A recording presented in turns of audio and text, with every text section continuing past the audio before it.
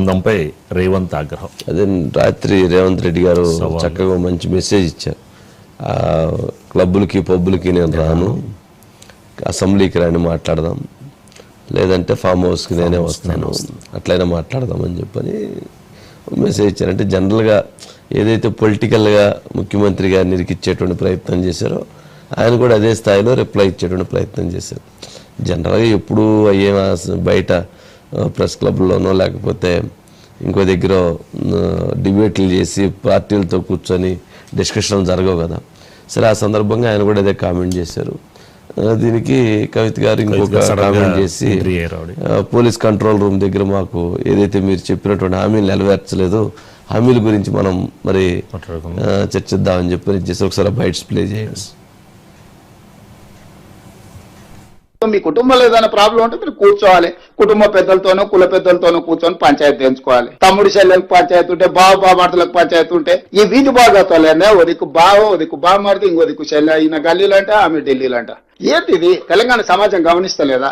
ఎవరేమనుకున్నా, ఎవరికి కడుపు నొప్పి అయినా పర్వాలేదు, రాయలసీమ నేను రతనాల సీమ చేస్తానని వారు స్వయంగా ప్రకటించి, వారే జగన్మోహన్ రెడ్డి గారిని ఇక్కడికి పిలిచి ఆశీర్వదించి, వారికి సూచనలు సలహాలు ఇచ్చి, జీవోలు ఇచ్చి, టెండర్లు చేసి అన్ని రకాలుగా వారికి సహకరించింది. సార్, వారిద్దరి అనుబంధం ఎలాంటిది అయినా అది తెలంగాణకు తీరని నష్టం.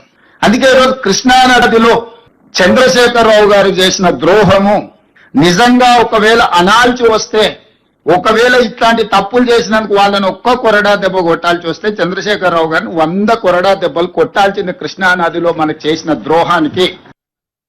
ముఖ్యమంత్రి రేవంత్ రెడ్డి గారు పదే పదే కేసీఆర్ గారు అసెంబ్లీకి రావాలని రంకెలేస్తున్నట్టుగా కనబడుతూ ఉన్నారు. మీకు నిజంగా కూడా చర్చ చేయాలనుకుంటే ఈ పోలీస్ కమాండ్ కంట్రోల్ రూమ్ కి మేము మహిళలందరం కూడా వస్తాం.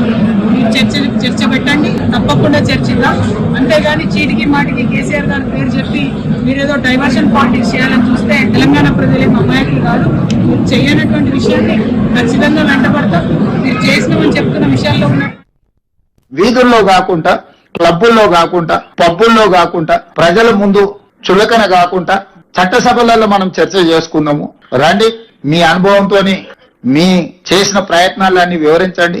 భవిష్యత్ ప్రణాళికలను కూడా మనము చర్చించుకుందాము. మీ అనుభవంతో ఏమైనా సూచన చేస్తే మా ప్రభుత్వం తీసుకోవడానికి సిద్ధంగా ఉందని నేను వారికి సూచన చేయడం జరిగింది. ఇక సడన్ గా ఆయన బయలుదేరిండు. ఆయన ఏం మాట్లాడుతున్నాడో నేను చెప్పే కంటే మీ అందరు కూడా చూస్తున్నారు. నేను పేరు ప్రస్తావిస్తే నా స్థాయి తగ్గుతుంది కాబట్టి పేరు ప్రస్తావించడానికి కూడా నేను ఇష్టపడడం లేదు. సార్, అసెంబ్లీకి వచ్చి వాళ్ళు అంటే కేటీఆర్ గారి పేరు ప్రస్తావించడానికి కూడా తన స్థాయి తగ్గిద్దని చెప్పని ముఖ్యమంత్రి గారు ఆ పేరు కూడా ప్రస్తావించను అని చెప్పని మాట్లాడుతున్నారు. అంటే అది కొంచెం ఆలోచించాల్సిన, కొంచెం కావాలని గుచ్చుతున్నారు. అంటే దానికి కారణం ఏంటంటే ఆయన వ్యవహరిస్తున్న విధానం, ఆయన మాట్లాడుతున్నటువంటి తీరు, ఆయన భాష, ఆ భాష పైన జరుగుతున్నటువంటి చర్చ, వీటన్నిటిని దృష్టిలో పెట్టుకొని ఆ కామెంట్ చేస్తుంటారని అనుకుంటున్నాం. అందుకని రాజకీయాల్లో హుందాగా వ్యవహరించడం అనేది చాలా ముఖ్యం. ఆ హుందాతనం పోతే, ఆ గౌరవం పోతే ఇట్లాంటివి తిట్టిన దానికంటే ఇది పెద్దది. అవును సార్, ముఖ్యమంత్రి గారు ఇప్పుడు మాట అన్నది తిట్టిన దానికంటే పెద్ద పదం.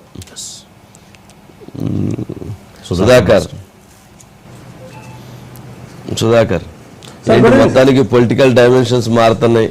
మొత్తానికి అసెంబ్లీలో చర్చ జరిగే అంతవరకు వెళ్ళిద్దా లేదా వెళ్ళదా ఏంటి, అసలు ఏ డైరెక్షన్స్ ఉండే అవకాశం ఉన్నాయి? రాజకీయంగా సవాళ్ళు ప్రతి సవాళ్ళు అనేది ఇది ఇప్పటిది కాదు సార్. తెలంగాణలో కాంగ్రెస్ ప్రభుత్వం ఏర్పడినప్పటి నుంచి కూడా బీఆర్ఎస్ వర్సెస్ కాంగ్రెస్ అన్నట్టుగా రాజకీయం నడుస్తుంది. ముఖ్యమంత్రి రేవంత్ రెడ్డి ఒకటే స్పష్టంగా చెప్తున్నాడు, క్లబ్బుల్లో పబ్బుల్లో లేకుంటే ఇంతకుముందు కవిత అన్నట్టు కమాండ్ కంట్రోల్ సెంటర్ దగ్గర చర్చ జరిగితే దానికి ప్రామాణిక ఉండదు, దానికి గుర్తింపు ఉండదు. చర్చ జరగాల్సింది అసెంబ్లీలో, ఆ చర్చకు రావాల్సింది కేసీఆర్ చర్చకు రావాలని ముఖ్యమంత్రి రేవంత్ రెడ్డి ఎందుకు అంటున్నాడంటే, కృష్ణా జలాలకు సంబంధించి సుదీర్ఘంగా చర్చ జరుపుదాం, ఆ చర్చ జరిపి ఆ చర్చ సారాంశాన్ని ప్రజలకు తెలియజేసినట్టు చేద్దాం. ఆ చర్చ ద్వారా అసలు కృష్ణానది జలాలలో తెలంగాణకు వాటా ఎందుకు రాలేదు, తెలంగాణకు అన్యాయం ఎందుకు జరిగింది, ఆ జరగడానికి గత 9.5 ఏళ్ళు అధికారంలో ఉన్న మీరా కారణం, లేకుంటే 18 నెలలుగా అధికారంలో ఉన్నది మేము ఆ కారణం అనేది ప్రజలకు తెలియాలంటే కేసీఆర్ సభకు రావాలని రేవంత్ రెడ్డి ఆహ్వానిస్తున్నాడు. రేవంత్ రెడ్డి ఆహ్వానిస్తే కేసీఆర్ సభకు రాకుండా కేటీఆర్ మంది మార్బాలాన్ని వేసుకొని ప్రెస్ క్లబ్కు వెళ్ళాడు, ఒక ఖాళీ చైర్ని పెట్టి దానిపైన ఆనరబుల్ సీఎం అని ఒక బోర్డు పెట్టి ఒక స్టిక్కర్ అతికిచ్చి ఆయన ప్రెస్ క్లబ్కి వచ్చారు, హడావుడి చేశారు, వెళ్ళిపోయారు. ఇవాళ కల్వకుంట్ల కవిత ఖమ్మంలో మాట్లాడారు. మహిళలను తీసుకొని నేనే కమాండ్ కంట్రోల్ రూమ్కి వస్తాను, అక్కడ చర్చిద్దాం, మహిళలకు 2500 ఎందుకు ఇవ్వట్లేదు, అదేవిధంగా మహిళలకు పెంచిన పెన్షన్ ఎందుకు ఇవ్వట్లేదు అంటే ఆమె మాట్లాడుతుంది. కానీ రేవంత్ రెడ్డి అడుగుతుంది కేసీఆర్ సభకు రావాలని ఎందుకు అంటున్నాడు ఆయన అంటే 9.5 ఏళ్ళు అధికారం నుండి కేంద్ర ప్రభుత్వం పైన ఒత్తిడి తేలేదు, ఒత్తిడి తెచ్చి కృష్ణా నది జలాలలో తెలంగాణ రాష్ట్రానికి రావాల్సిన వాటాను గురించి అడగలేదు, బ్రిజేష్ కుమార్ ట్రిబ్యునల్ పైన ఒత్తిడి తేలేదు, మన రాష్ట్రానికి రావాల్సిన వాటాను తీసుకురాలేదు. At the same time Godavari నుంచి కృష్ణాకు తరలించి, కృష్ణానది నుంచి పెన్నా నదికి తరలించి అక్కడి నుండి బనకచర్ల ప్రాజెక్టు ద్వారా రాయలసీమను రతనాల సీమ చేస్తా అన్నాడు. ఆ రోజు బేషన్లు లేవు, భేషజాలు లేవు అన్నాడు. అని మళ్ళీ ఇప్పుడు కేసీఆర్ మాట తప్పుతున్నారు, రేవంత్ రెడ్డి అంటున్నారు, కాంగ్రెస్ నాయకులు అంటున్నారు. కానీ ఇప్పుడు రాజకీయ వర్గాల్లో జరుగుతున్న చర్చ సార్, ఒక్కసారిగా తెలంగాణ వాదాన్ని తెరపైకి తెస్తున్నారు, తెలంగాణ వాదం ద్వారా లబ్ధి పొందాలని చూస్తున్నారు. అప్పుడు భారత రాష్ట్ర సమితిని పెట్టి ఆంధ్రప్రదేశ్లో శాఖను పెట్టి అక్కడ కార్యాలయాన్ని ఏర్పరిచి ఆ కార్యాలయం ద్వారా కార్యకలాపాలను కొన్ని రోజులు కొనసాగించి అప్పుడు ఇప్పుడున్న పార్టీలో తెలంగాణ అనే పదాన్ని తీసేసి భారత రాష్ట్ర సమితిని పెట్టి మళ్ళీ ఇప్పుడు తెలంగాణ వాదాన్ని తెరపైకి తేవడం ఎంతవరకు సమంజసం?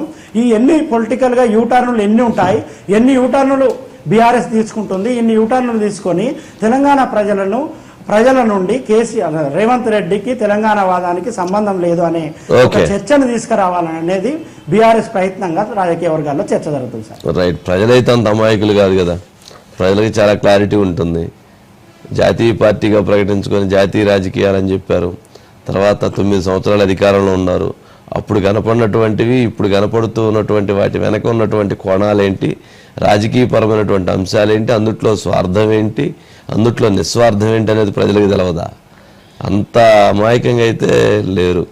సరే, ఇవన్నీ రాజకీయాల కోసం అవసరాల కోసం వేసేటువంటి జిమ్మిక్కులు రాజకీయ వర్గాలలో జరుగుతున్న చర్చ సార్. కాంగ్రెస్ ప్రభుత్వం ఏర్పడ్డాక అదే అంటే కాంగ్రెస్ ప్రభుత్వం ఏర్పడ్డాక మొదటగా అసలు ఈ ప్రభుత్వం ఉండదు, దీంట్లో ఐక్యత లేదు అనేది ఒక చేశారు. తర్వాత అభివృద్ధి సంక్షేమం అనేది చేయలేరన్నారు.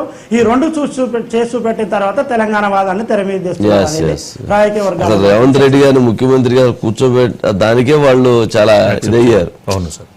అసలు ముఖ్యమంత్రి గారి చుట్టూతే రాజకీయం తిరుగుతూ ఉంది. ముందు అసలు ఆయన సీఎం గెలిచిన తర్వాత కూడా కాంగ్రెస్ పార్టీ బీఆర్ఎస్లో ఉన్నటువంటి కొంతమంది నేతలు పావులు కలిపి రేవంత్ రెడ్డి గారిని ముఖ్యమంత్రిని కాకుండా చేయాలని ప్రయత్నం చేశారు. నెంబర్ 1. తర్వాత ఆయన సీఎం అయిన తర్వాత ఆయన సీఎంగా మార్చడం కోసం మళ్ళీ కొన్ని ప్రయత్నాలు చేశారు. నెంబర్ 2. నెంబర్ 3 ఇప్పుడు ఆయన మళ్ళీ అవన్నీ స్కీమ్స్ ఏదైతే ఇంప్లిమెంట్ చేస్తున్నాడో ఇంప్లిమెంట్ చేసి జనాల్లోకి వెళుతున్నప్పటికీ మళ్ళీ తెలంగాణ వాదాన్ని తీసుకొచ్చేటువంటి ప్రయత్నం చేస్తున్నారు. అంటే టార్గెట్ ఇక్కడ పూర్తిగా వాళ్ళకి రేవంత్ రెడ్డి గారే. మరి రేవంత్ రెడ్డి గారికి ఆ రకమైనటువంటి ఆ తోడ్పాటు, ఆ బలం అనేటువంటిది కాంగ్రెస్ పార్టీ వైపు నుంచి ఇన్సైడ్గా పూర్తిగా దక్కట్లేదు. నిజంగా ఆయనకు ఆ స్ట్రాంగ్నెస్ ఇస్తే ఆయన కూడా సరిగ్గానే సమాధానం చెప్పేటువంటి వ్యక్తి. బట్ ఇవన్నీ ఇక్కడేం ఆగవు. దీని వెనక పొలిటికల్గా ఫైట్ కంటే ఇండివిజువల్గా ముఖ్యమంత్రి గారి మీద ఉన్నటువంటి రేవంత్ రెడ్డి గారి మీద ఉన్నటువంటి ఫైట్ చాలా స్పష్టంగా కనపడుతుంది. అందుకనే ముఖ్యమంత్రి గారి మీద వాడే పదాలు నిజంగా ఎవరు కూడా హర్షించరు. సభ్య సమాజం హర్షించేటువంటి భాష కాదు అది.